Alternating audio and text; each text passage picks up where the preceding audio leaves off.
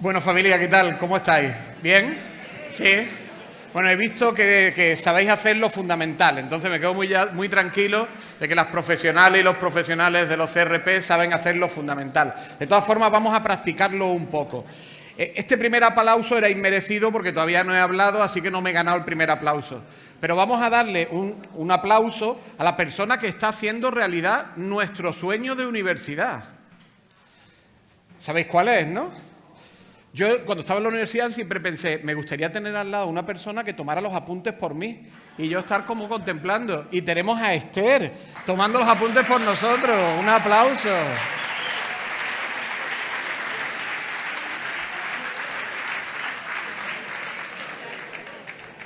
Esto es un ejemplo claro de inteligencia humana aplicado al bienestar. Todas ellas aquí tan tranquilas y tú ahí curra que te curra, ¿eh? Bueno. Bueno, esta es la primera diapositiva, como sabéis y como a mí siempre me gusta decir, es completamente irrelevante, ¿vale? La importante es esta, ¿vale? Muchas gracias, gracias de verdad, thank you, merci, todos los idiomas que queráis, porque me hace mucha ilusión el poder estar aquí hoy con vosotras y con vosotros.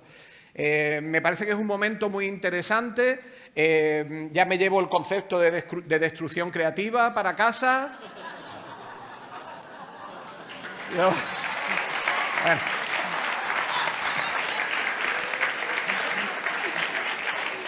El aplauso es para el director general, que yo no lo he creado. Pero os garantizo que nos viene muy bien tener el concepto. Ahí lo vamos a dejar. Bueno, vamos a tener un ratito de ponencia. En realidad lo que me dijeron cuando me llamaron, mira, no tenemos a nadie que pueda ocupar el espacio antes del dinar, que es lo importante. ¿Vale? Entonces prepárate una horita, cosas así. Entonces, pues para 1:15, hora y media habremos acabado. Entonces, take it easy, relajaos y tal. Bueno, ¿tenéis teléfono? ¿Sí? Vale, en unos segundos os va a hacer falta. Pero no os voy a hacer ningún mentímeter ni cosas de estas, ¿eh? No. Esto que vosotros le hacéis a los coles no os lo voy a hacer yo a vosotros. Pero os va a hacer falta. Ahora veréis por qué. Bueno, de verdad que me siento muy honrado de estar aquí con vosotras y con vosotros.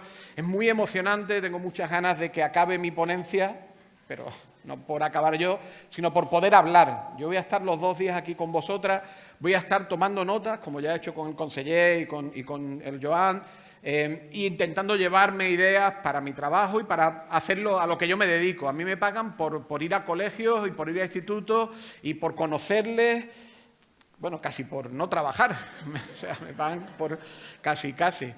Estoy solo, en fin, un escalón por debajo de ser asesor. No puedo hacer muchos chistes de inspección educativa, eso sí que os pido disculpas a los que estáis de la segunda fila hacia allá, porque ya sabéis que yo siempre hago chistes de inspección educativa, pero me los han puesto muy cerca, ¿vale? Y yo sé quiénes son, y ellos también lo saben, entonces, bueno. Bueno, antes de que empecemos, el teléfono va a hacer falta en breve, ir calentando, ¿sí? ¿Teléfono? ¿Sí? Códigos QR, vienen códigos QR, ¿sí? Vale, estupendo. Bueno, antes de que empecemos, bueno, pues yo voy a estar aquí un ratito, aunque vaya a estar 2 días, pero es un ratito en la vida. Pero esto no quiere decir que después desaparezca y que deje de ser responsable de lo que diga aquí, de lo que hablemos estos 2 días, de lo que hagamos mañana, porque mañana, al final casi de la jornada, volveremos a vernos para trabajar un poco juntos, para hacer una cosita juntos. Pero no quiere decir que cuando me marche ya mañana deje de ser responsable o deje de estar. En realidad estaré siempre que necesitéis algo. Esa es mi identidad digital, ahí tenéis mi web, mi blog, también mi espacio en Twitter e incluso el último nick es mi cuenta en Telegram, ¿vale? Esta red social o este servicio de mensajería, por si cualquiera de vosotras o de vosotros quiere contactar conmigo. Pero veréis, tengo 2 pequeños problemas y me gustaría contároslos. El primero no afecta hoy, pero os lo voy a contar. El primero se llama coherencia en los espacios formativos. No sé si es suficientemente explícito el enunciado. Coherencia en los espacios formativos.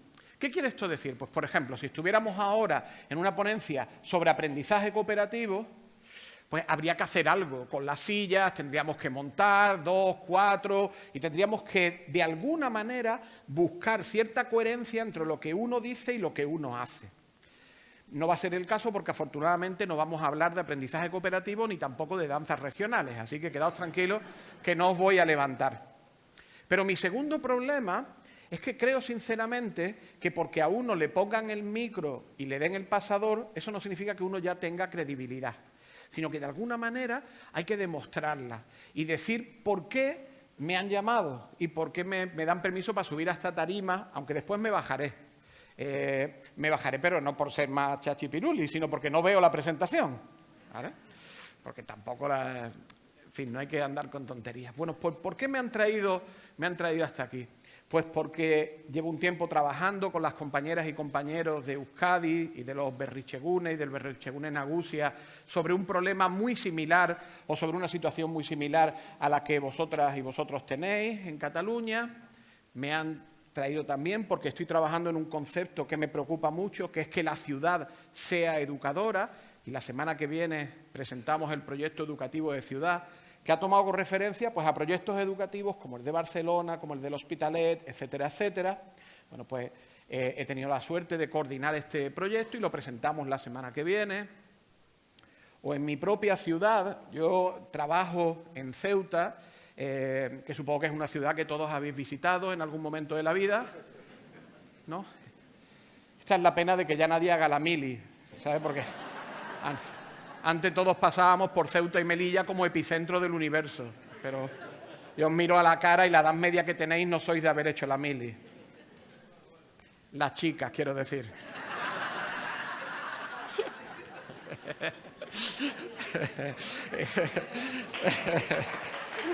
Bueno.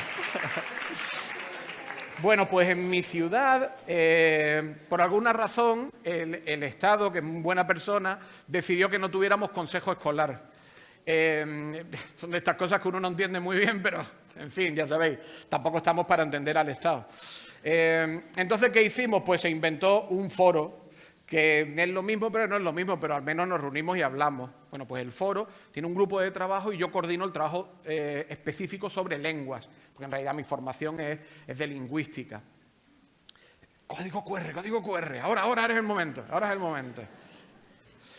También una de mis líneas de trabajo es este concepto amplio que son las metodologías activas. Bueno, hay una línea, unas guías que para mi gusto son muy chulas, que está publicando INTEF, son las guías LADA, la aventura de aprender.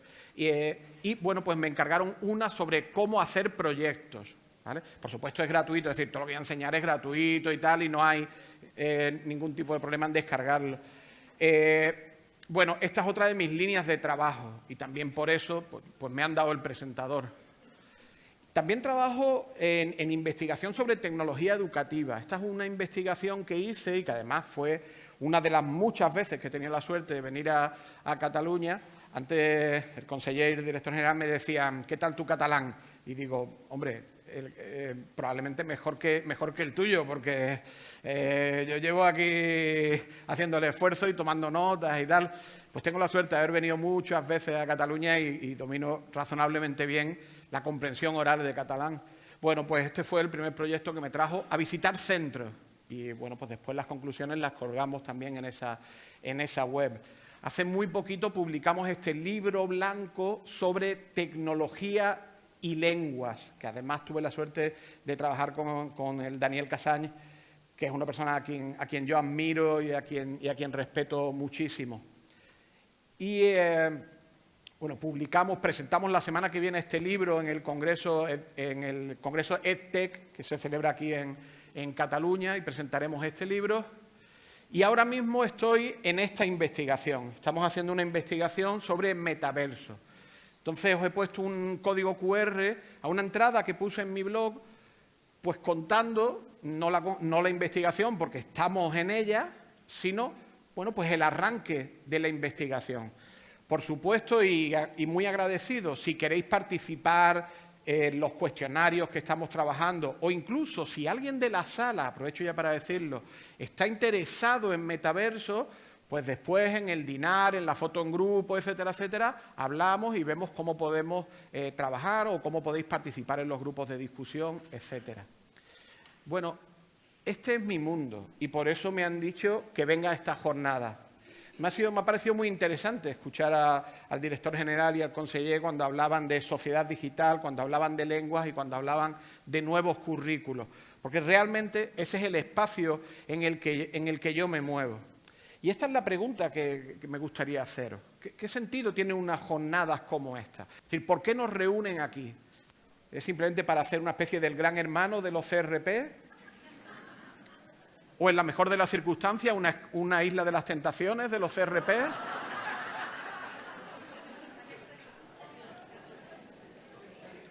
Yo lo planteo como pregunta, no es ningún tipo de incitación. Veréis, la respuesta en realidad nos la dio hace ya algún tiempo el Francesc Invernon. Es decir, ¿por qué vamos o por qué nos invitan a jornadas como esta? Este momento en el que me bajo de la tarima es en el que me odia el compañero de la cámara, pero ya se lo avisé antes, ¿vale?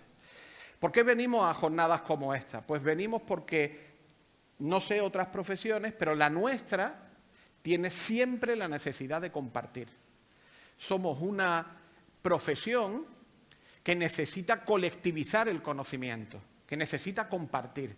Y me interesa mucho esa parte final de la cita del Francesc. Dice, compartir para que también nos permita sobrevivir a la enseñanza o al menos no caer en el desencanto y la depresión. Esto me parece muy interesante. Nosotras y nosotros respiramos mejor cuando sabemos que estamos trabajando en equipo, cuando sabemos que tenemos un equipo que nos apoya.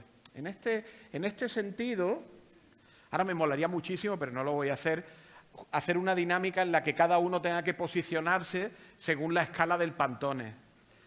¿Cómo veis vuestra situación según el Pantone? Estarse callado, hombre, que está el director general, no seáis malos. Os voy a contar una cosa, si alguien se siente así en relación con la escala del Pantone, bueno, pues yo hoy vengo a trabajar para quien se sienta así, ¿vale? Quien se sienta con colores más alegres también puede seguir escuchando, ¿no? Pero sobre todo vengo a trabajar con la persona que se sienta de esta manera, ¿vale? Y me gustaría decirle a esa persona pues, una cita que utilizo con cierta frecuencia de Juan Goytisolo, cuando en los años 60 se coge un autobús y se baja a mi tierra, se baja a Andalucía, se baja a Níjar, que es una parte preciosa de la provincia de Almería, que espero que sí conozcáis. Ceuta os lo voy a perdonar, pero Níjar es que es... Níjar sí. Níjar se te va la olla.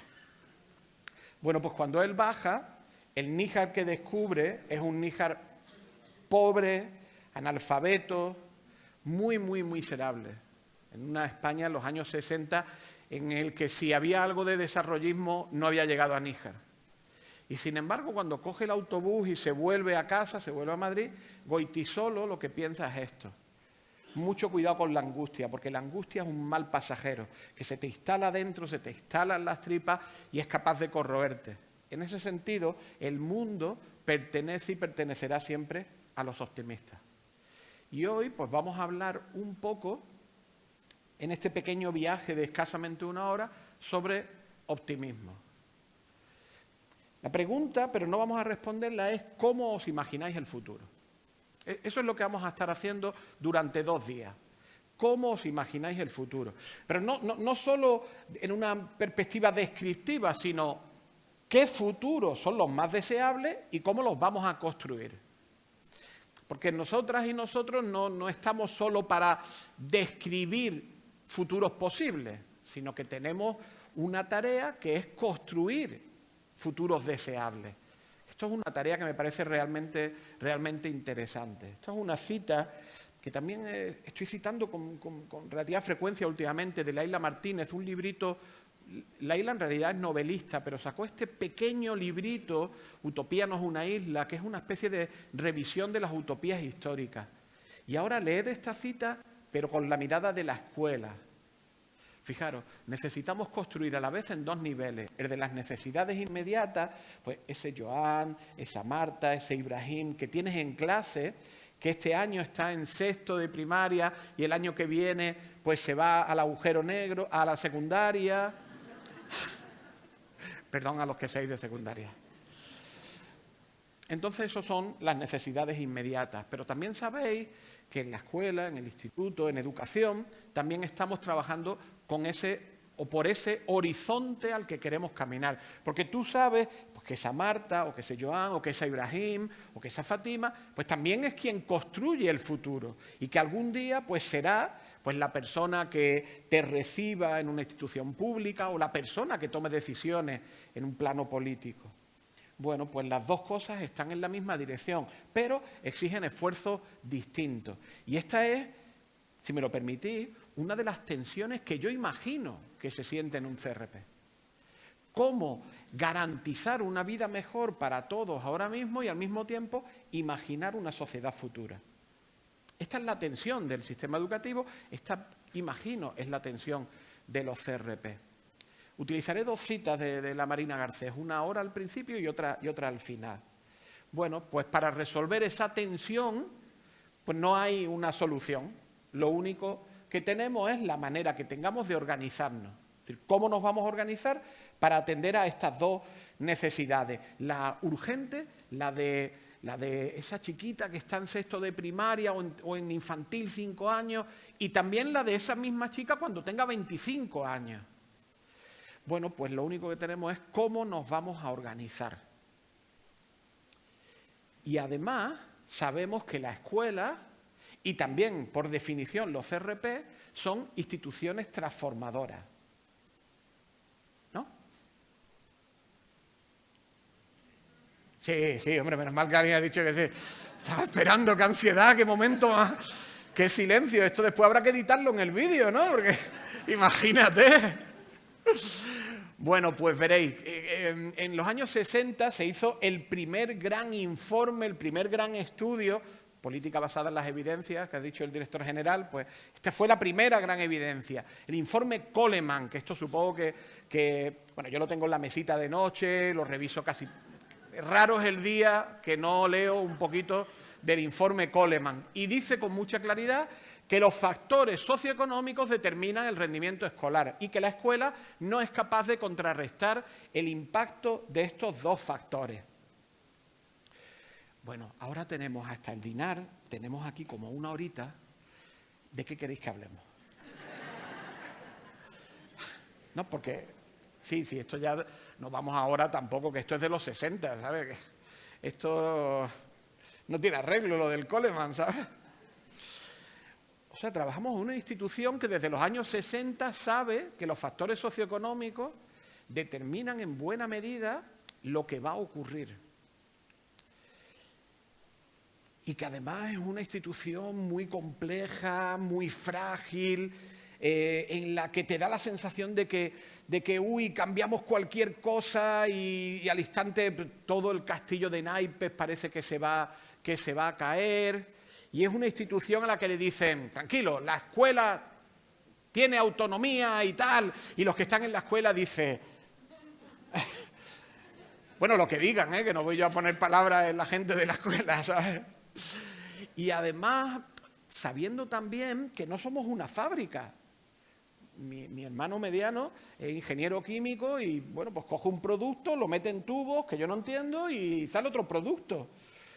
En fin, y en el fondo da igual si mi hermano está peleado con el siguiente operador o con el que trabaja arriba o el que está abajo. Al final el líquido sale y yo se lo echo a mi coche. Es verdad que sale más caro. No sé si es porque estarán enfadados ellos y entonces cuesta más, pero el líquido sale. Y en la escuela eso no pasa nunca. Porque en la escuela, esto es un libro muy interesante de Álvaro Marchés y Elena Martín, hay una serie de claves invisibles. Supongo que os ha pasado a todas, ¿no? Vais a un cole, vais a un instituto y dices, ¡oh, qué instituto tan potente y tal! Cuando pasas 10 minutos dices, ¡oh, no sé, qué está pasando aquí!, ¿no? Las micropolíticas, ¿no? De las relaciones interpersonales, de cómo es el diálogo. Pues fijaros, en realidad Coleman no se equivocaba y sí se equivocaba. Las dos cosas al mismo tiempo. Porque las evidencias científicas son así. Es decir, hay una parte y un momento en el que no se equivocaba, los factores socioeconómicos tienen un peso brutal en el aprendizaje, pero hay otra parte en la que afortunadamente sí se equivocaba. Y esa parte es como ese pequeño resquicio por el que nosotras nos metemos. Por ahí nos colamos para quebrar el determinismo de los factores socioeconómicos. En ese pequeño hueco del informe Coleman. Y sobre eso hemos construido una idea de escuela que es capaz de ayudar a que la gente sea feliz, se desarrolle plenamente y no tenga que repetir los esquemas de su padre, de su madre, de su abuelo, de su abuela, de su barrio. Ese es nuestro hueco. Y es un hueco que tenemos que expandir porque hay una serie de alumnas y alumnos nuestros, hay personas concretas que lo necesitan. Y coincide justamente con aquellas a quienes los factores socioeconómicos van a castigar más. Es un poco esto del efecto Mateo, ¿no? Cuanto más tienes, más se te dará. Cuanto menos tienes, chico, para habértelo trabajado, que esto es la cultura del esfuerzo, ¿no? Bueno, pues esto es muy complicado, es muy complicado. Bueno, pues propongo algo, de aquí hasta la hora de dinar. Vamos a hablar un poco de optimismo académico. ¿Os parece bien? ¿Sí? Y esa va a ser nuestra palanca para abrir el hueco que hay en el informe Coleman. Bueno, ¿qué es esto del optimismo académico? ¿Vale? Bueno, hay un articulito que publiqué, muy sencillo, muy de divulgación, por si queréis leerlo. Código QR. ¿Vale? Y hago una pausa, esto después lo editamos en el vídeo, no se nota, ¿vale? Bueno, por si queréis leerlo con más atención, ahí tenéis la referencia. Toda la presentación es vuestra y estará a vuestra disposición. Todas las referencias bibliográficas también estarán a vuestra disposición, solo tenéis que decirme ese artículo que citaba, y lo tengo, me he traído la mochila y mi portátil y lo tenéis a vuestra disposición. ¿Qué es el optimismo académico? Bueno, pues tan sencillo como una creencia compartida por el profesorado de un centro educativo. Si todas las compañeras y compañeros de un centro educativo compartimos una creencia, no en el sentido de fe, sino de creemos que si hacemos esto va a pasar aquello otro. Y esa creencia se asienta, y ahora lo vamos a describir con un poco más de detalle, en tres ideas. La primera, el logro académico es importante. Y para los niños en situaciones, las niñas y los niños en situaciones más desfavorecidas, más importante todavía. La segunda, el profesorado tiene capacidad de ayudar al alumnado. El consejero ha dicho antes con mucha claridad, tenemos un profesorado cualificado. No vamos a poder avanzar nunca si estamos lanzando un mensaje subrepticio, tácito de no estáis preparados. Y eso se ha lanzado con muchas veces al profesorado. Igual que a veces lo habéis tenido que sentir vosotras y lo habéis tenido que sentir vosotros. No, tenemos un profesorado muy cualificado. Lo que ocurre es que si cambian las reglas del juego, pues lógicamente hay que adaptarse. Y eso se tarda un tiempo, ¿no? Cuando en el 2006, de repente, mágicamente, aunque es verdad que en Cataluña había experiencias previas muy importantes, pero cuando de repente aparecen competencias básicas, pues todo el profesorado del Estado pues se tiene que poner a trabajar. Pero ahí se lanzaron muchos mensajes del tipo, es que no estáis preparados, es que no... Bueno, mucho cuidado con esto. Creo que sí, que tenemos muchos muy buenos profesionales en los centros educativos. Ese es el segundo elemento en el que nos asentamos. Y el tercero, la idea de confianza. Confianza en la gente que me rodea, confianza en mi alumnado, confianza en las familias. Vamos a verlo rápidamente porque hay que dinar, pero también con cierta calma. Bueno, ¿qué no es el optimismo académico? El optimismo académico no es ir contento a clase. Si vas contento, me alegro porque el bienestar también me mola y todas estas cosas. Pero si te levantas diciendo, otra vez, con lo bien que estaría yo de vacaciones, ¿sabes? Pues bueno, también te respeto. Ahora, tú tienes que tener confianza en que puedes ayudar a tu alumnado a conseguir los mejores resultados académicos.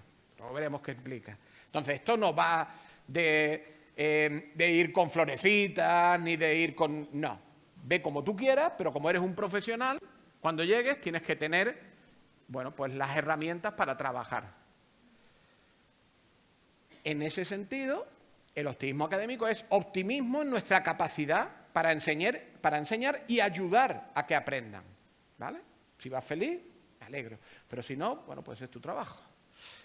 ¿Y qué es lo que ocurre? Pues que es mucho más fácil, es más maleable el optimismo académico que los factores socioeconómicos. Mucho más maleable. ¿Quiere esto decir que no tenemos que trabajar para el bienestar socioeconómico del alumnado? Pues por supuesto que no. Tenemos que trabajar para que todo el mundo tenga unas condiciones de vida adecuadas. Y cuanto más y mejor trabajemos por eso, más y mejor rendimiento y mejores resultados vamos a tener en PISA, etcétera, etcétera. Pero es mucho más difícil cambiar las condiciones socioeconómicas que cambiar los valores que vamos a ver ahora que están dentro de esta idea de optimismo académico. ¿Vale? Ya me he adelantado una diapositiva. Y además existen evidencias de que cuando elevamos esos niveles de lo que llamamos optimismo académico, que no es más que una etiqueta, pues empiezan a haber resultados. Bueno, un par de diapositivas hablando de esos resultados, como vamos justo para el dinar, después leéis, porque lo fundamental es el dinar y la foto de grupo, ¿vale? Bueno, que lo de conseller y el director general también ha sido importante, pero... ¿Vale? Bueno, 3 elementos. Vamos a describirlos rápidamente para, bueno, pues para ver cómo nos pueden servir. Estos son los elementos.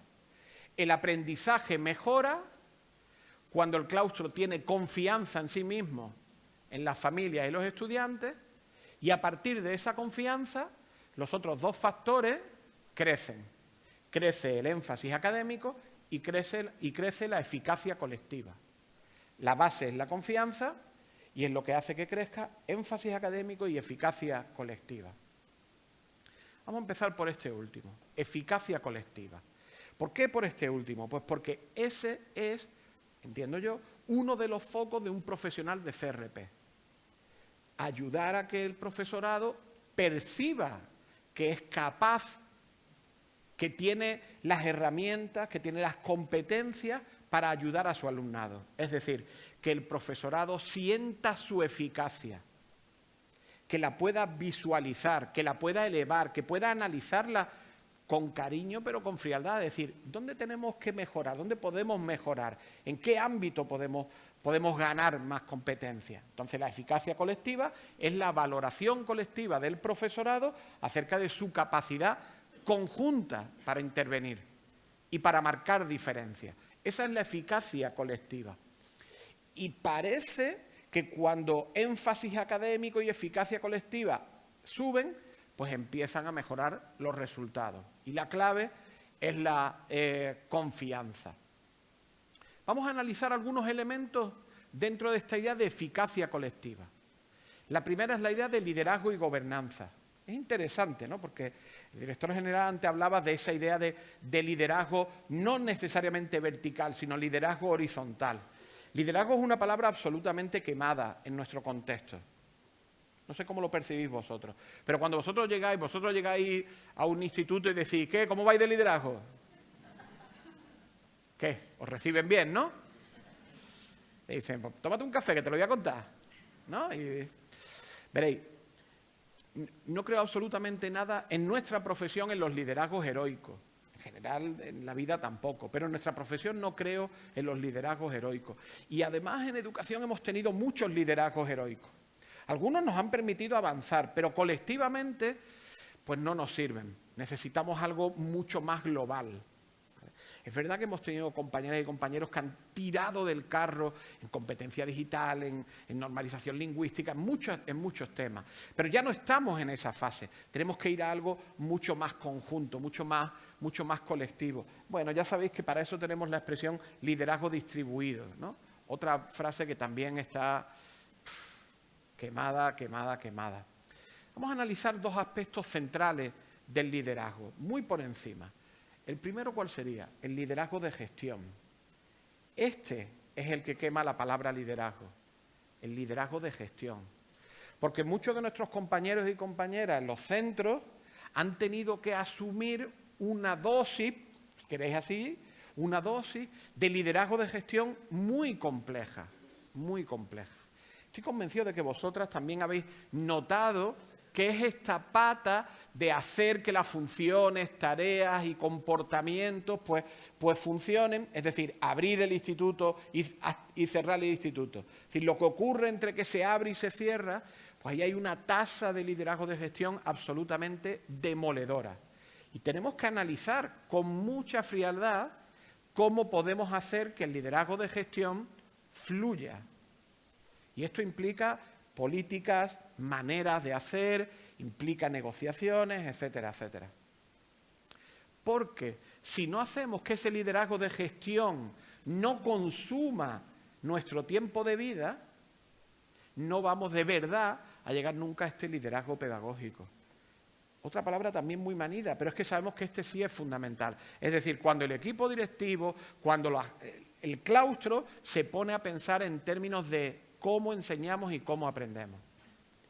O tenemos muy claro que los tiempos de vida son limitados y que hay que equilibrar distintos tipos de liderazgo, o no vamos a ser capaces de llevar el peso hacia el fundamental. Y el fundamental es el liderazgo pedagógico. Claro, para eso vamos a tener que trabajar las relaciones interpersonales y la colaboración en el claustro. Porque una de las maneras de que el liderazgo de gestión no consuma la vida de nadie es repartir las cargas, es repartir las tareas. Pero eso implica trabajar relaciones interpersonales y colaboración. Implica intercambio de conocimiento. Claro, seguro que alguno de vosotros dice sí, y eso lo que implica es tiempo para poder hacerlo. Todos los que hemos estado de alguna manera en un instituto sabemos a la velocidad a la que se corre por los pasillos. Yo tengo varios compañeros que han preparado medias maratones y maratones sin tener que entrenar, solo dando clases, ¿no? Que esto es muy, muy interesante también, ¿vale? También tengo algunos de CrossFit, pero prefiero no explicar cómo hacían el ejercicio. Claro, el intercambio de conocimiento y experiencia requiere tiempo y quizás requerirá que repensemos horarios y cómo vamos a trabajar. Porque no va a haber mejora si no cambiamos ciertos aspectos. Desarrollo cooperativo del profesorado, implicación en las decisiones, estrategia de coordinación, incluso empleo de la investigación y reflexión colegiada, planificación colaborativa. Es decir, tenemos que hablar de organización escolar y de ajustarla a las necesidades. Por ejemplo, vamos a trabajar sociedad digital, vamos a trabajar lenguas, vamos a trabajar los nuevos currículos, vamos a trabajar en relación con los ODS. Pues todo esto tenemos que ajustarlo en un marco de organización escolar determinado. Tenemos que ver los tiempos, los espacios, los recursos, incluso las infraestructuras para poder hacerlo. Y aquí, bueno, otra cita esta de Philippe Mérieux. A ver si hemos organizado la pedagogía cuando deberíamos haber pedagogizado la organización. A ver si nos hemos concentrado tanto en hacer los horarios y en pensar los horarios de ciertas maneras que no nos damos cuenta que el horario es una herramienta para el aprendizaje. Y fundamentalmente tiene que ser eso, entre muchas otras cosas. Traía este diagrama de araña para que lo pensáramos juntas y para que lo pensáramos juntos. No lo vamos a hacer, ¿vale? Pero imaginad que le ofrecéis este diagrama a las compañeras y los compañeros en un centro educativo o a vosotras mismas. ¿Hacia dónde se inclinarían las tareas? ¿Qué crecería mucho? ¿Qué crecería poco? Porque todo eso ocurre en un centro educativo y podríamos decir, y mucho más, y mucho más. Bueno, pues en realidad hacer desarrollo profesional también consiste en ver este marco complejo que significa hoy una escuela y pensar cómo con estos mimbres podemos contribuir al desarrollo profesional de las compañeras y de los compañeros en los centros educativos. Bueno, pues también tenemos evidencia, es decir, pistas de qué funciona y de cómo funciona y de por qué funciona. Dejadme que os cuente un par de investigaciones, ¿vale? Todo lo sabéis ya, todo lo sabéis. Es decir, quien ya se haya leído este libro puede descansar un rato, dejar de procesar, dejar de pasar del gaditano al castellano y después al catalán, que es muy agotador, tal. Porque ya esto lo sabéis. ¿Qué sabemos? Uno, tenemos que trabajar con diversos formatos de desarrollo profesional, porque diversos formatos de desarrollo profesional tienen diversos efectos. No hay un formato universal que tú digas, si doy este tipo de curso, ya está todo conseguido. Pues no, eso no funciona así, porque no funcionamos así ni los educadores ni probablemente los centros educativos. Y tenemos un problema en cuanto al grado de penetración, es decir, desde que hacemos esta actividad, desde que nosotras y nosotros proponemos esta actividad, hasta que esto se asienta en el centro, ahí hay como una especie de zona gris que no conocemos muy bien. Es muy interesante lo que nos han contado del plan de recerca. Bueno, ahí hay zonas grises que tenemos que investigar, ¿no? ¿Qué ocurre entre las actividades de desarrollo profesional y 2 años después, cómo se trabaja con Ibrahim y con el Joan y con la Marta y con la Fátima, ¿no? ¿Cómo eso se convierte en realidad? Muy interesante. Sí sabemos ciertas cosas. Bueno, pues las intervenciones prolongadas tienen más efecto que las intervenciones del tipo Tinder, podríamos decir, ¿no? Es decir, la formación Tinder es menos efectiva que la tradicional en ese sentido, ¿vale? Las intervenciones prolongadas. Y también que es importante combinar lo que aquí llaman herramientas de aprendizaje o de desarrollo profesional y la reflexión. Afortunadamente, la escuela catalana en ese sentido tiene un recorrido muy largo y muy profundo de reflexión sobre la práctica. Puedo garantizar que en otros territorios hay que trabajar mucho más esta idea de qué significa reflexión sobre la práctica. Y después un concepto que es muy interesante, porque hemos hablado mucho de la codocencia. La codocencia, ¿no? Eso es básicamente cuando te ponen al lado un compañero o una compañera a quien tú normalmente no soportas, pero que va a dar clase contigo, ¿vale? En casos excepcionales sí lo soporta y me han dicho que sí, que aquí ha habido en Cataluña un par de casos que trabajaban a gusto y tal. Es casi el comienzo del plan de recerca. Bueno, introducimos otro concepto, que es el concepto de coaprendizaje. Coaprendizaje. Es decir, no es solo trabajar juntas, es que yo voy a aprender de ti y tú, espero, en la mejor de las circunstancias, que aprendas algo de mí. Que en el fondo es lo que venimos a hacer en esta jornada, coaprendizaje. Bueno, pues coaprendizaje que sigue una secuencia, desde los intercambios formales, aquí está todo el trabajo de las organizaciones que aprenden, ¿no? Esa Nancy Dixon que dice, lo importante en cualquier organización que aprende son los pasillos. Me encanta, ¿no? Los pasillos. Porque si los pasillos están vacíos y la gente no quiere salir de su despacho, ahí hay un problema y es que esa organización no aprende informalmente. Y el pasillo es un espacio de aprendizaje. Y se avanza desde los intercambios informales, redes e intercambios entre escuelas y situaciones. Esto lo podríamos llamar, por ejemplo, churches. ¿Sí? ¿Os parece bien el nombre? Lo podríamos como instaurar, si esto se me ha ocurrido improvisando, ¿sabes? Entonces, pues si os parece bien, yo se lo comento al director general y lo mismo enganchamos, ¿vale? Claro, necesitamos redes, porque ningún centro es igual a otro, pero un compañero puede ayudar a otro, una compañera puede ayudar a otro a través de una estructura en red a comprenderse a sí misma, a comprender su situación y a comprender posibles caminos a partir de su situación. Por eso necesitamos redes. Y a partir de ahí, experiencias formalizadas de desarrollo profesional que incorporen estrategias, perdón por la palabra coaching, pero la culpa la tiene Ábalos, que es el que hace esto, coaching entre iguales y apoyo y la colaboración entre proyectos conjuntos. Es decir, hay una secuencia que va desde lo informal hasta lo formalizado. Y es una secuencia que nos lleva, que nos saca de la actividad solitaria. El docente solitario. No podemos permitir que nadie se sienta sola en la escuela, porque un docente que se siente solo o que se siente sola no va a contribuir a la mejora. Entonces tenemos que trabajar esa idea de coaprendizaje a través de la observación y la retroalimentación. Hace algunos años, si hubiéramos venido a un encuentro como este a hablar con los CRP, ¿de qué estaríamos hablando? De cursos, de cursos y de cursos. Y hoy las herramientas que tenemos por delante son esas y muchos más. Ponencias, cursos presenciales, talleres, seminarios, cursos con, sin certificado, online, sin online, mentorización, hacer investigación, desarrollo, innovación con los centros educativos, desde el CRP hacia los centros de ida y vuelta, aprendizajes informales, aprendizajes invisibles. Nuestra tarea hoy nos anima a que utilicemos muchas más herramientas. Y eso es lo que hace que pueda ser excitante trabajar en un CRP o en trabajar en instituciones análogas a un centro de recursos pedagógicos. Tenemos muchas posibilidades de desarrollo profesional y de ayudar a las compañeras a que sientan que nuestra actividad docente es una actividad de desarrollo profesional continua. Nunca se para. Porque, bueno, ahora estamos, evidentemente, muy preocupados con los ODS. Pues, imaginaros quién no va a estar preocupado, pues, por ejemplo, con el problema del agua, con la pobreza.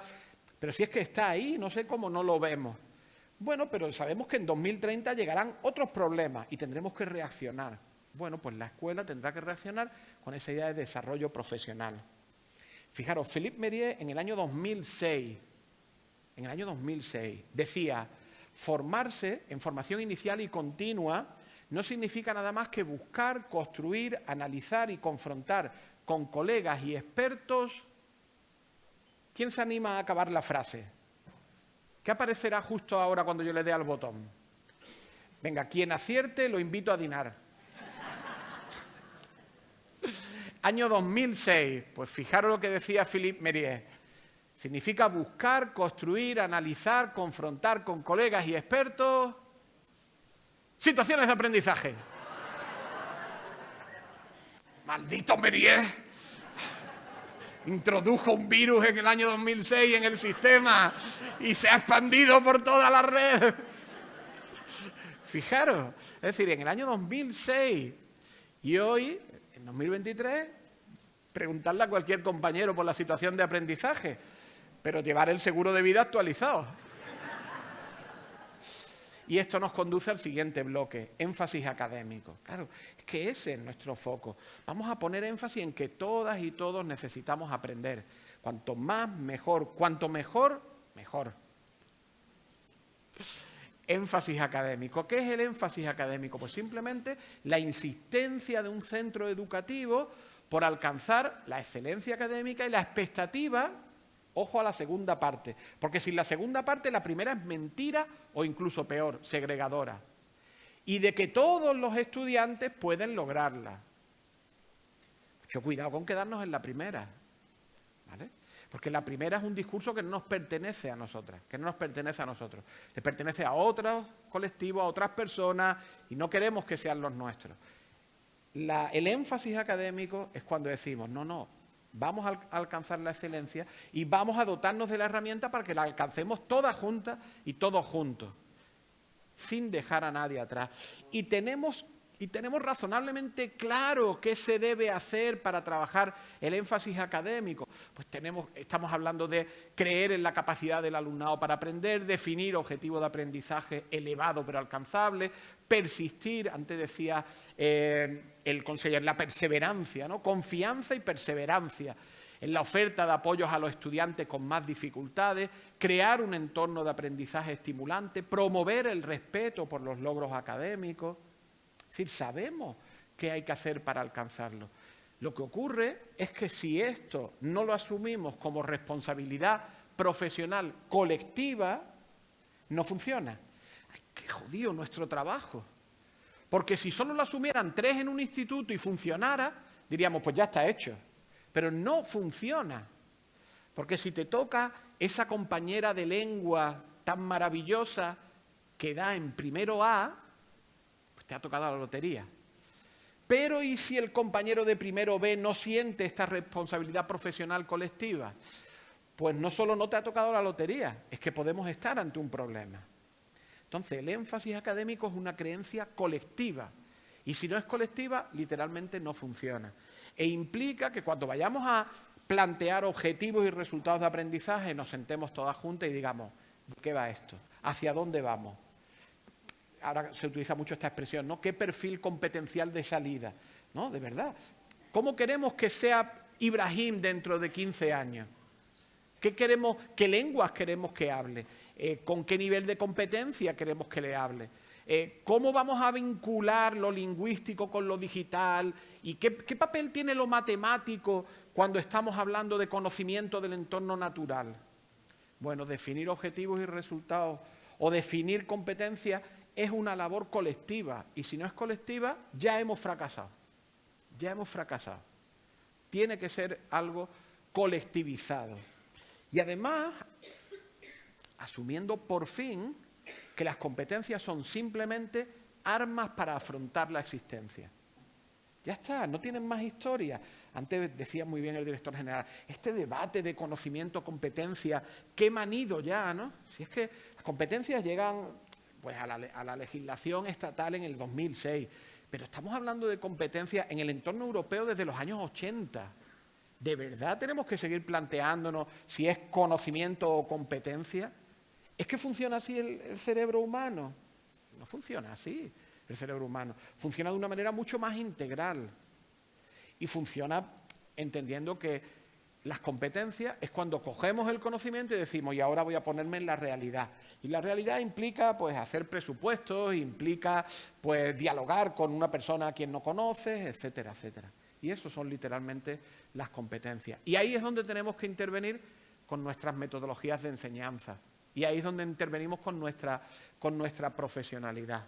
Y donde intervenimos para generar inclusión. Y para facilitar, que es un verbo que utilizo porque me encanta que esté cargado de ambigüedad. No significa hacer más fácil. Significa hacer posible. Hacer que sea realidad. Viene del verbo hacer, no del verbo facilitar. No es simplemente hacer más sencillo, es hacer que las cosas sean posibles.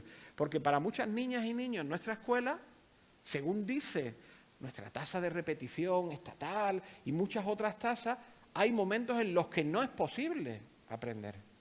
Y tenemos que cambiar esa realidad. Lo que ocurre es que no hay receta. Fijaros esto, la fecha en la que lo dijo Giner de los Ríos, 1888, finales del siglo XIX. No hay recetas en educación. Después llega John Hattie y dice, casi todo lo que hagamos tiene algún tipo de impacto. Hagas lo que hagas, te da la sensación de que aprenden algo. Lo que ocurre es que es verdad que no todo tiene el mismo tipo de efecto, no todo tiene el mismo tipo de impacto. Entonces nuestra tarea consiste en ver cuáles de nuestras maneras de enseñar son más o menos efectivas y para qué. Supongo que todas y todos habéis aprendido a leer en algún momento de vuestra vida.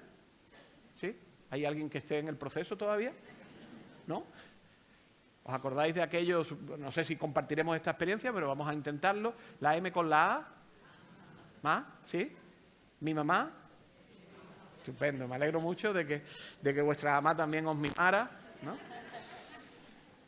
Bueno, un enorme debate acerca de si estas son las mejores estrategias o no para la enseñanza. ¿Aprendimos todo con mi mamá me mima? Pues sí. ¿Son las mejores estrategias para enseñar? Pues depende de lo que quieras conseguir. Si quieres conseguir un país lector, me temo que no. ¿Un país decodificador? Sí. Sí. Es decir, la gran mayoría sabemos decodificar. Ahora, que nos guste leer, los libreros dicen que no mucho. Dicen que lo justo. ¿Vale? Bueno, no todas las maneras de enseñar, pues, conducen a los mismos efectos. Y tenemos modelos para saber, bueno, pues cuáles son las prácticas que conducen a más efectividad. No voy a entrar en el detalle de este análisis de Nueva Gales del Sur. Hay que pensar con calidad intelectual, entornos de aprendizaje de calidad, significación. Si alguien quiere conocer un poco más el modelo, pues se lo paso y lo podemos hablar. Pero lo que implica es que tenemos que revisar críticamente nuestra manera de enseñar. Y esa es una tarea en la que los centros de recursos pedagógicos pues son fundamentales, esa revisión crítica de las prácticas y los resultados que obtenemos.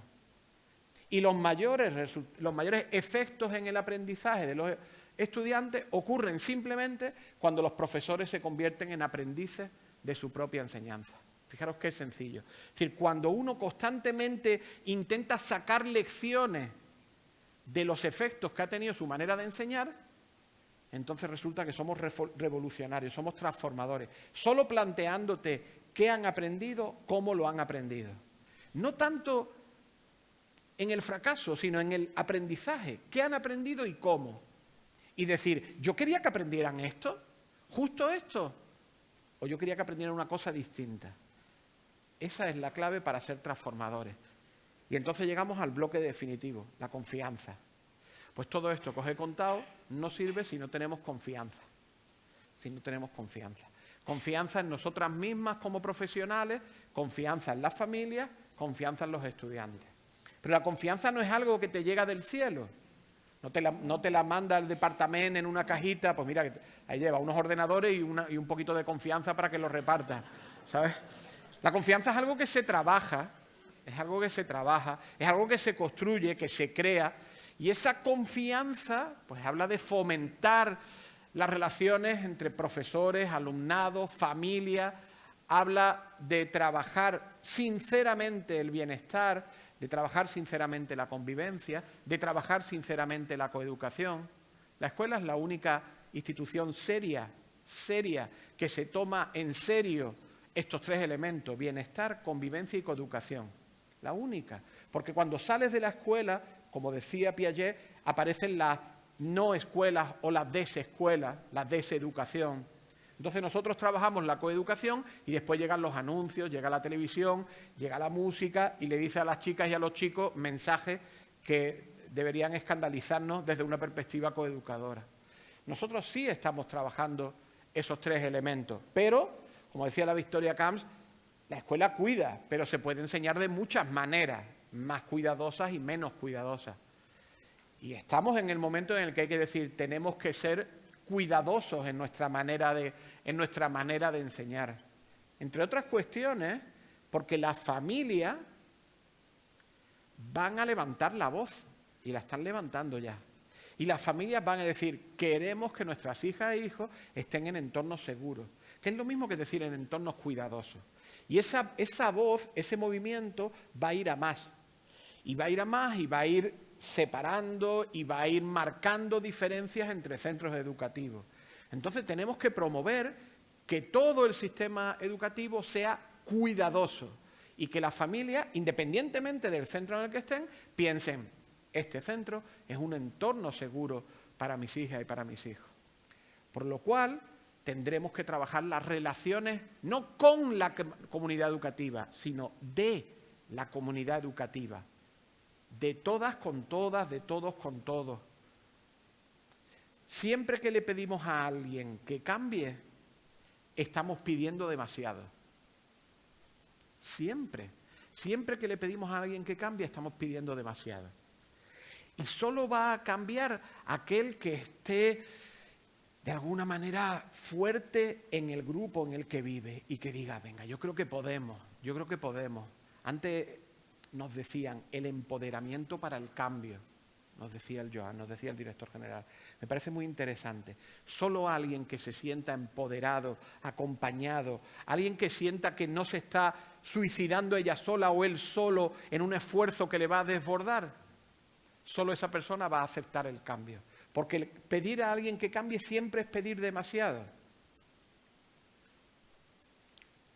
Y en ese sentido, un alto grado de satisfacción y un sentido de pertenencia a un centro educativo, a una comunidad educativa, así como felicitarnos por los logros que vamos alcanzando, bueno, pues esos son los factores que generan de verdad empoderamiento. No es cuestión de decirle a la gente que bueno soy, que bueno soy, que bueno soy. No, la cuestión es decir, mirad, estáis todos juntos en esto. Y lo vais a sacar adelante. Pero es que además ya habéis hecho, ya tenéis un histórico. No hay ningún centro educativo que no tenga un histórico, excepto los de nueva creación, que son los que tienen, es mucha suerte. Tienen instalaciones todas modernas, tienen la wifi que funciona, etcétera, etcétera. Y llegamos al final, ¿vale? Ya estamos cerca del dinar, ¿vale? O sea, que podéis aguantar, sí, ya solo queda, yo calculo, pues 1 hora, hora y media, y estamos y estamos comiendo. Este momento en el que Estela me odia por decir este tipo de chistes. Claro. Y llegamos de nuevo al informe Coleman. El entorno socioeconómico, el entorno sociocultural. Los centros, bueno, los centros no son islas. Los centros viven en ciudades, viven en barrios, viven en regiones, en territorios, en países. No hay ningún centro que sea una isla. Entonces, si nos acercamos a un centro pensando en que vamos a una isla, ya nos estamos equivocando. Nuestro pensamiento en ese sentido tiene que ser más ecológico, es decir, tiene que pensar en el centro y todas sus relaciones. Es mucho mejor pensar que cuando vas a un centro vas a un nodo de una enorme red que lo vincula con otros centros y también con otras instituciones. En ese sentido es muy interesante lo que va a ocurrir justo después de Dinar y de la foto, que es vamos a conocer otras instituciones, porque en ese sentido los centros, bueno, pues de alguna manera están vinculados con la ciudad. Y la ciudad, bueno, pues la ciudad es educativa per se. Es decir, sin hacer nada, toda ciudad es educativa. Ya que es incuestionable que la planificación urbana, los centros educativos, deportes, cuestiones medioambientales, etcétera, etcétera, pues engloban conocimientos, destrezas. Es decir, nuestras niñas y niños viven en la realidad. Tengo yo un pequeño recorte de prensa guardado del periódico Expansión de hace ya varias rondas de PISA que decía: los niños andaluces no saben comprar un billete de metro, dice PISA. Y yo pensé, en cuanto pongan el metro, verás cómo aprenden. Ahora ya tenemos metro en todas las capitales de provincia. Parece que los niños no se pegan con las puertas, han sido capaces de encontrar dónde venden los billetes y la mayoría de las veces no desaparecen ni se van a un barrio que no sea el suyo. ¿Ah? Claro, PISA no mide a la escuela, PISA mide sociedades. Pide sociedades. Y es inevitable que sea así. PISA mide a nuestra sociedad. Y cuando decimos, ha habido un problema con la lectura, estamos diciendo, ojo, ¿qué le está pasando a la lectura en nuestra sociedad? ¿Vale? Y ahí nos tenemos que meter todas, las mamás, los papás, y también los libreros, las libreras, y también los docentes, todos nosotros. Y como os decía antes, pues la escuela compite más de lo que nos hemos percatado con una miríada de formas de antiescuela como proveedora de agencia, es decir, capacidad de intervenir en el entorno, identidad, pero ¿quién soy yo? Y autoestima, ¿cuánto valgo? Pues constantemente, fuera de la escuela, hay otras instituciones, medios, etcétera, etcétera, que a nuestras niñas y niños les están diciendo lo que puede hacer, quiénes son y cuánto valen. Y lo dicen, como sabéis, de manera diferenciada para niñas y niños de un barrio, del otro, de una región, de otra. Y nosotros somos un factor de equilibrio. Es decir, le vamos a decir a esa niña de un barrio que tiene problemas de desempleo y que tiene problemas estructurales, que vale mucho y que puede llegar a sitios muy interesantes. Y frente a eso, pues tenemos las antiescuelas. Y toda infancia urbana está conformada por una avalancha extraordinaria de personas y de aprendizaje y de experiencias, algunas muy positivas, como viajar solo por primera vez en el metro. ¿Os acordáis la primera vez que fuisteis en el metro? Yo luego, en el Dinar, os contaré una anécdota de la primera vez que fui en el metro. Bueno, la cuento ya, ¿no? Porque si no voy a tener que contarla 300 veces. Yo era muy chiquitito, muy pequeñito y tal, y entonces me dijeron la línea 3, y yo bajé, bueno, bajas al metro, y yo veía que pasaba un tren y ponía 314, digo, este no es. Y después 526, digo, este tampoco es. Y después 14, no sé, 400, y yo esperaba el tren 3, y no me he dado cuenta de que yo estaba en la línea 3. Esa era la primera vez que yo veía un metro. Después ya nunca me pasó. ¿Por qué? Aprendí cómo se vive con un metro y cómo se utiliza el metro. Bueno, pues eso para mí fue una experiencia maravillosa. Os garantizo que la siguiente también. Otras lo son menos, como presenciar un tiroteo en un entorno urbano por primera vez. La niña o el niño que ve un tiroteo por primera vez y que lo marca en su cerebro como un hito, pues sabe que la vida es peligrosa y sabe que la vida pues también tiene esos momentos duros en los que una bala pues puede acabar con tu vida. Hace 5 o 6 días, pues fue el aniversario de la muerte de Ibrahim, un niño que le pidió la moto a la persona equivocada en la ciudad donde yo vengo y se puso un casco. Y otra persona que iba por el dueño de la moto, pues decidió acabar con la vida de Ibrahim. Y eso te marca también, y eso es antiescuela.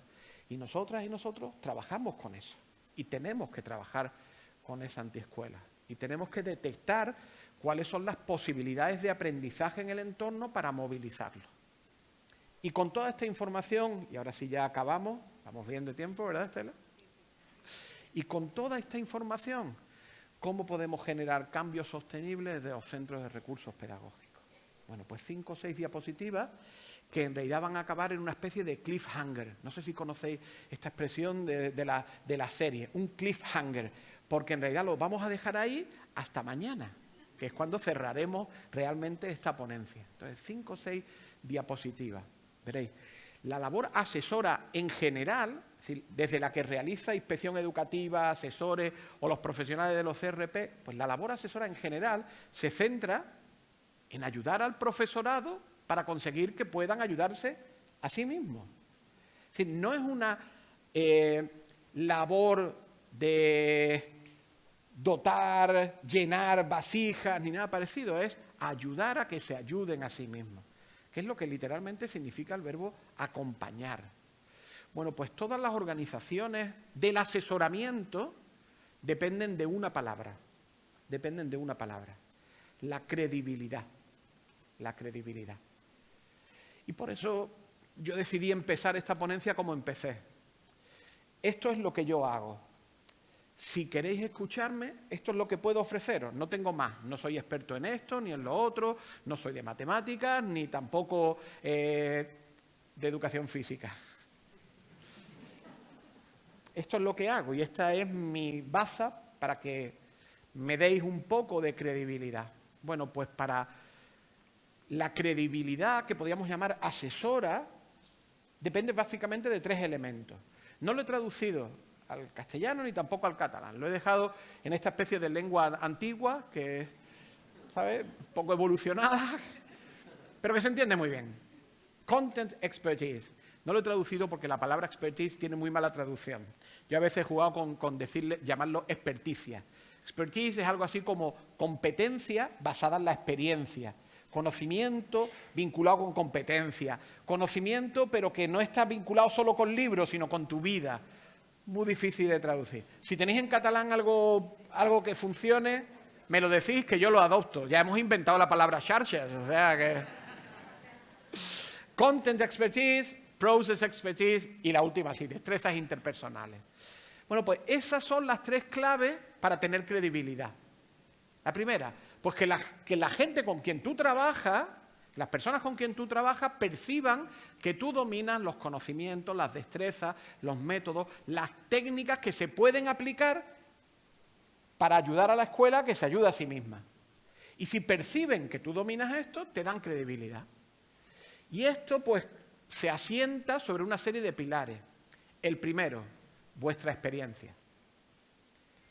Yo os miro a la cara, veo que tenéis una edad media, pues que será 20, 25 años, ¿no? Aproximadamente, ¿no? ¿No? Hombre, en un cálculo así... También sabéis que soy de letras, ¿sabes? Y tampoco os he dicho si 20 o 25 años de edad o de experiencia profesional. Vuestra experiencia profesional es evidentemente la clave fundamental, una pieza fundamental de la credibilidad. Y tiene que ser, y cuanto más diversa, pues mejor. Porque con quien tú trabajas intuye que dice, mira, pues conoce entornos diferentes que me puede ayudar desde ahí. Pero también la capacidad que tengamos los profesionales y las profesionales de los CRP de crear contenido y de curar contenido. Curar en esta expresión que a mí me encanta. En castellano tenemos la palabra procurador. Procurador en los contextos legales, en los contextos judiciales. Y fijaros que la palabra procurador significa literalmente, es una manera como muy culta de decir quien lleva papeles de un lado para otro. Bueno, si hay algún procurador en la sala, le pido disculpas por esta interpretación tan, podemos decir, pedestre. ¿vale? Espero que no haya ningún procurador en la sala. Menos mal que esto no se está grabando.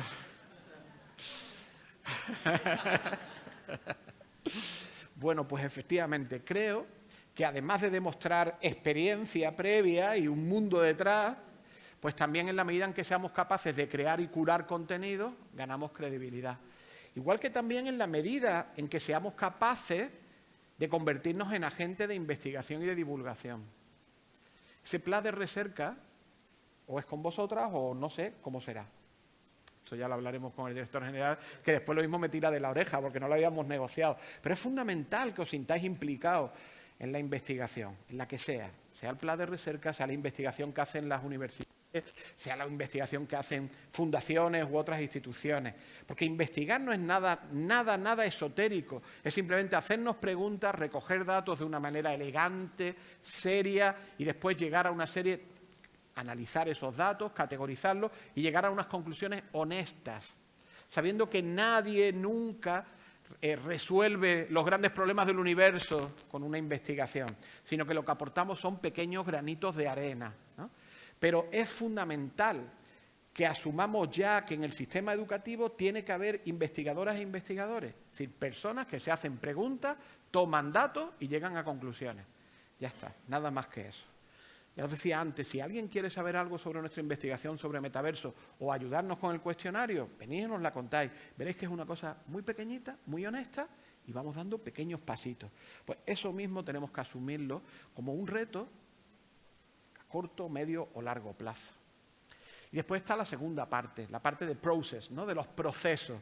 Bueno, pues la parte de los procesos, pues también sabemos razonablemente bien en qué consiste. Implicar a los docentes en el diagnóstico y la búsqueda de soluciones, habilidad para promover, no sé si os gusta esta idea de conversaciones provocadoras, ¿no? Esta idea de el amigo crítico, ¿no? No solo ser nosotras o nosotros el amigo crítico, que eso es peligroso, sino fomentar que en el centro pues pueda haber esa idea de amistad crítica, ¿no? Alguien que desde el cariño te observa y te dice, ay, no sé si yo eso lo haría así o lo haría de otra manera, ¿no? Manejo de la resistencia, bueno, esto no tiene mucha importancia, porque sabéis que eso en la escuela no pasa, pero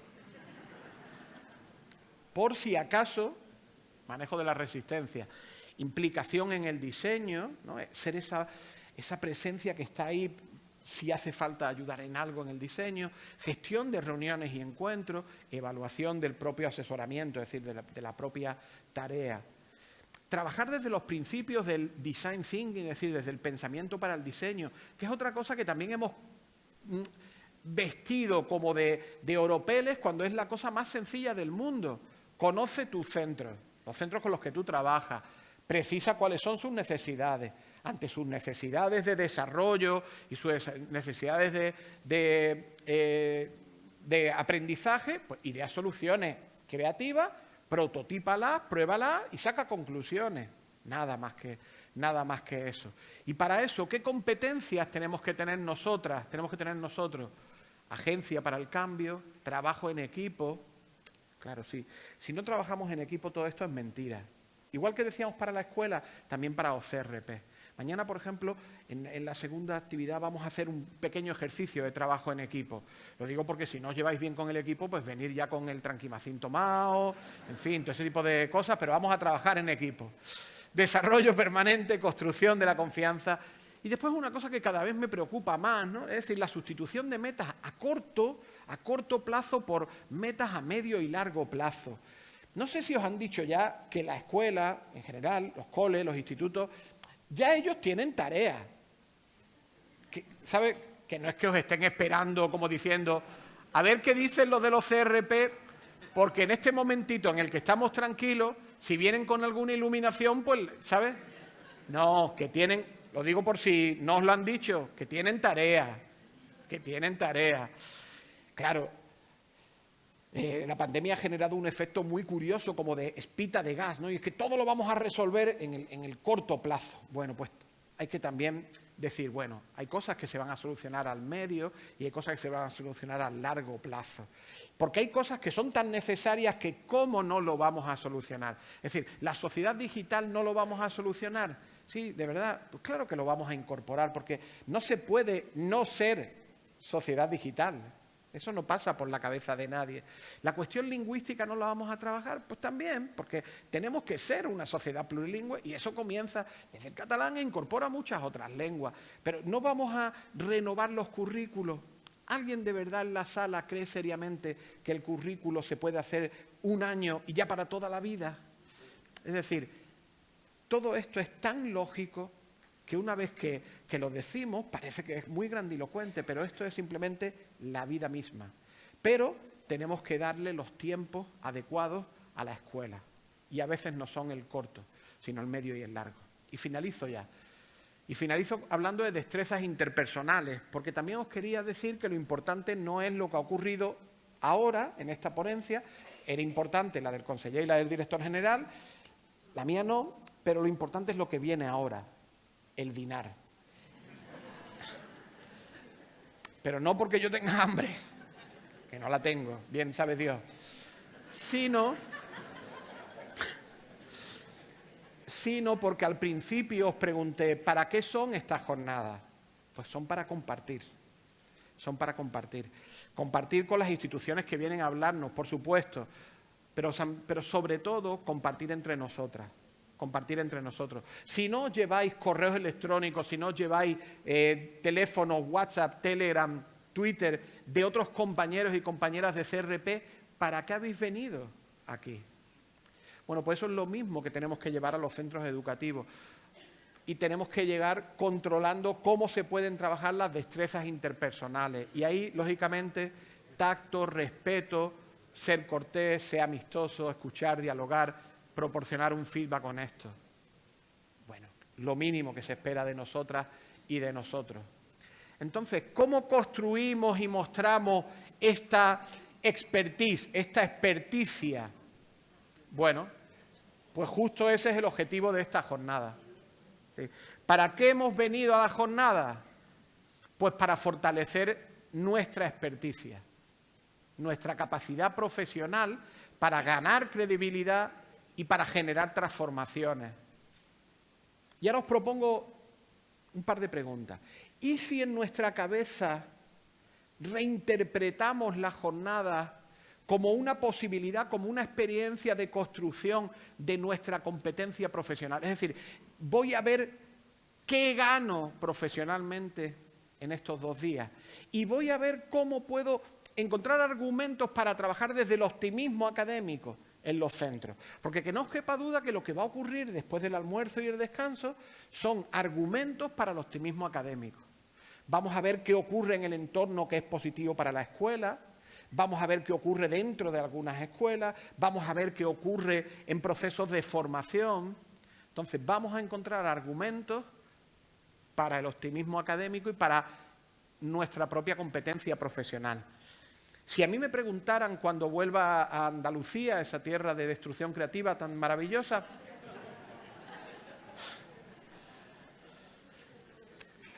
Lorca, ya sabéis. Si a mí me preguntaran, pero vamos a ver, ¿tú con quién has estado trabajando? Es decir, estos de los CRP, ¿estos quiénes son? Pues yo creo que hoy le diría, mira, son profesionales que están en un proceso de aprendizaje permanente. Creo que eso es lo que yo diría y creo que eso es lo que me quiero llevar. Es decir, son personas que se han reunido con la idea de, bueno, es normal, estamos en un proceso de búsqueda permanente, de mejora de nuestra tarea profesional. Y esa es la pregunta que abordaremos mañana. ¿Cómo se puede promover el optimismo académico y el cambio en un centro educativo? Entonces, ¿qué tenemos que hacer entre hoy y mañana? Coger teléfonos de los compañeros y las compañeras. No olvidéis la isla de las tentaciones. Pero también coger ideas para hacer realidad el optimismo académico y llegar a los centros educativos desde una perspectiva de optimismo académico. Y mañana, a última hora, como en las buenas escuelas, pues os pondremos un examen. Bueno, mañana resolvemos esta pregunta. 2 citas para acabar. Preguntar cómo educar es preguntarnos cómo queremos vivir. La segunda cita que os tenía guardada de la Marina Garcés. bueno, pues vamos a dedicar 2 días a pensar cómo queremos vivir y después lo vamos a girar, le vamos a dar una vuelta para pensar, si así queremos vivir, así tenemos que enseñar. Y la última, que para mí, si me lo permitís, es un pequeño homenaje a un buen amigo que, bueno, pues se ha jubilado, pasa a otra etapa, pero su inspiración no nos abandona, que es Pepe Gimeno Sacristán. Sin utopía no hay educación. Yo creo que lo de CRP no está mal, pero si os llamarais utopía, eso sí que molaría. Bueno, familia, moltes gràcies.